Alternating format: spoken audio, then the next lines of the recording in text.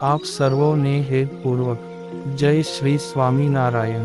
આજની સત્સંગ કથા વાર્તા નિજ મંદિર સાવરકુંડલા। આજની સત્સંગ કથા વાર્તામાં આપણે પવિત્ર ચાતુર્માસ અંતર્ગત શ્રીમદ સત્સંગી જીવનની કથા સાંભળશું। પ્રકરણ 3 અધ્યાય 28।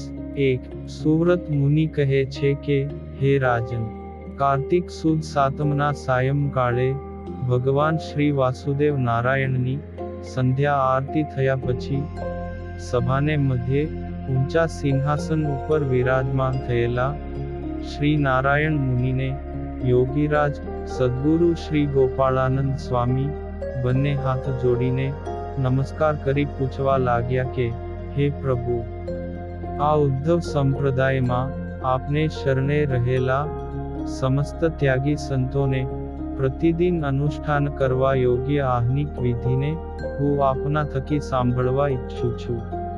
ત્યારે શ્રી હરિ કહે છે કે, હે મુનિ, અવશ્ય પાલન કરવા યોગ્ય મારા આશ્રિત ત્યાગી સાધુઓના આહ્નિક વિધિ હું સંક્ષેપથી કહું છું। તેને તમે સર્વે મારા આશ્રિત સંતોની સાથે સાવધાનીપૂર્વક સાંભળો। ત્યાગી ભક્તે રાત્રિના અંતિમ પ્રહર કહેતા બ્રાહ્મ મુહૂર્તમાં તત્કાળ નિદ્રાનો ત્યાગ કરવો અને પોતાના ઈષ્ટદેવનું ચિંતવન કરવું। ત્યાર પછી ભગવાનનું નામ સ્મરણ કરવું। ત્યારબાદ ભગવાનના સંતોને મસ્તક નમાવીને પ્રણામ કરવા। ત્યાર પછી હાથમાં જળપાત્ર લઈને સંતોએ ગામ કે નગરની બહાર જવું।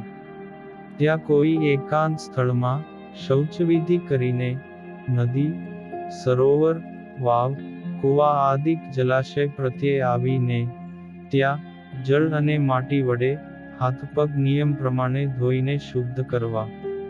હે મુનિ, કોઈએ ઊભા મળમૂત્રનું વિસર્જન ન કરવું। જળમાં પણ મળમૂત્ર કે થૂંકવું નહીં।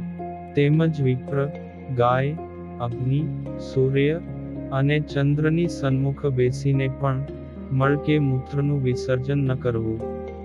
હળથી ખેડેલી જમીનમાં, માર્ગમાં, નદીના તટ પર, ગાયોની મધ્યે, વાવેલા ખેતરમાં, જીર્ણ દેવાલયમાં તેમજ સ્ત્રીઓની સન્મુખ બેસીને કોઈએ પણ મળમૂત્રનો ત્યાગ ન કરવો।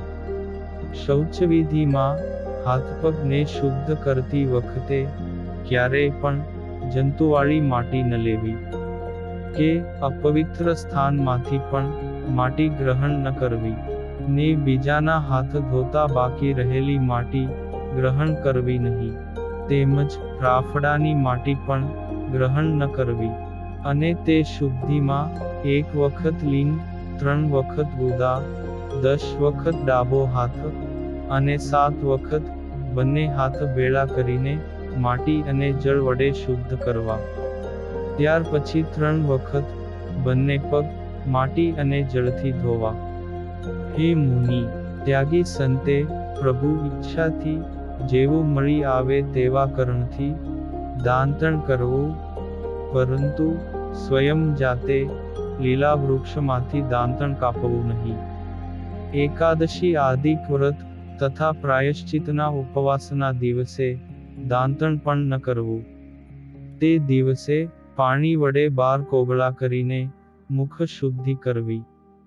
પછી નદી, તળાવ, કૂવા પ્રત્યે સ્નાન કરવું। તેમાં કૂવામાંથી જળ સિંચીને અને નદીના પ્રવાહ સન્મુખ ઊભા રહીને અને તળાવમાં સૂર્ય સન્મુખ ઊભા રહીને સ્નાન કરવું। અને ક્યારેક રોગાદિક આપતકાળ આવી પડ્યો હોય ત્યારે ગરમ જળથી સ્નાન કરવું। અથવા સ્નાન કરી શકાય તેમ ન હોય તો માનસિક સ્નાન કરવું। માનસિક સ્નાન એટલે પોતાના હૃદયમાં ભગવાન શ્રી હરિનું ધ્યાન કરી તેમના નામનું ઉચ્ચારણ કરતા કરતા મનથી કલ્પેલા જળથી જે સ્નાન, તે માનસિક સ્નાન કહેલું છે।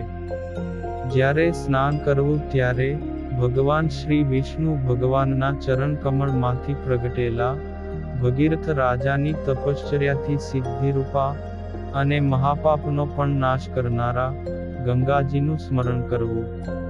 સ્નાન કર્યા પછી ધોયેલી કૌપીન ધારણ કરીને તેના ઉપર ધોયેલું ધોતિયું પહેરીને નિત્ય વિધિ કરવી. જો ધોયેલા વસ્ત્રોનો અભાવ હોય તો તે જ ભીના વસ્ત્રો ધારણ કરીને પણ નિત્ય વિધિ કરવી. હે મુનિ, નિત્ય વિધિમાં સાધુએ પવિત્ર જગ્યાએ પોતે એકલા બેસી શકાય તેવા રેશમ કે ઊનના આસન ઉપર ઉત્તર કે પૂર્વ મુખે બેસવું.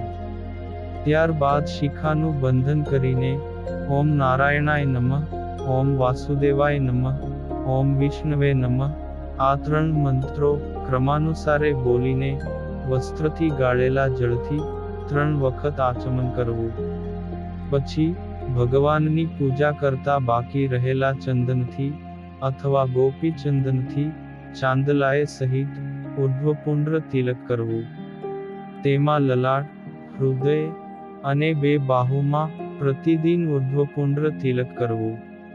તે તિલકના મધ્યે ગોપી ચંદનનો ગોળ ચાંદલો કરવો અને ભાલમાં તિલક ધારણ કરતી શ્રી વાસુદેવનું સ્મરણ કરવું. હૃદયમાં તિલક કરતી વખતે શ્રી સંકર્ષણનું સ્મરણ, જમણી ભુજામાં તિલક કરતી વખતે શ્રી પ્રદ્યુમ્નનું અને ડાબી બાહુમાં શ્રી અનિરુદ્ધનું સ્મરણ કરવું. બ્રાહ્મણ, ક્ષત્રિય, વૈશ્ય આ 3 વર્ણના સાધુએ પૂર્વોક્ત 3 મંત્રો સાથે 3 વખત આચમન કરીને ઓમ નારાયણાય વિદ્મહે વાસુદેવાય ધીમહિ તન્નો વિષ્ણુ પ્રચોદયાત આ વિષ્ણુ ગાયત્રી મંત્રનો જાપ કરવો. આ મંત્રના ઋષિ નારદજી છે ને ગાયત્રી આ મંત્રનો છંદ છે. શ્રી વિષ્ણુ ભગવાન આ મંત્રના દેવતા છે. જ્ઞાન બીજ છે, ધ્યાન શક્તિ છે, આજના કિલક છે અને આ ગાયત્રી મંત્રનો વિનિયોગ પ્રભુની પ્રસન્નતા માટે છે. પછી ક્રમાનુસાર ન્યાસ કરવો. તેમાં મસ્તકમાં નારદ ઋષિએ નમઃ મંત્રથી ન્યાસ કરવો. મુખમાં ગાયત્રી છંદસે નમઃ, વક્ષસ્થળમાં શ્રી વિષ્ણુ પરમાત્મ દેવતાએ નમઃ, નાભિમાં જ્ઞાન બીજાય નમઃ, ચરણમાં ધ્યાન શક્તિએ નમઃ તેમજ સર્વ અંગોમાં આજના કિલકાય નમઃ આ પ્રમાણે મંત્રથી ન્યાસ કરવો. હે મુને, પછી વિભક્તિ અંતમાં જોડાયેલી હોય તે રીતે મંત્રના એક શબ્દથી કરન્યાસ કરવો. તેમાં પણ તન્નો વિષ્ણુ બંને મળીને એક શબ્દ જાણવો. નારાયણ બોલીને અંગૂઠામાં ન્યાસ કરવો. વિદ્મહે એમ બોલીને તર્જની આંગળીમાં ન્યાસ કરવો. વાસુદેવાય એમ બોલીને મધ્યમાં આંગળીમાં ન્યાસ કરવો. ધીમહિ એમ બોલીને અનામિકામાં ન્યાસ કરવો.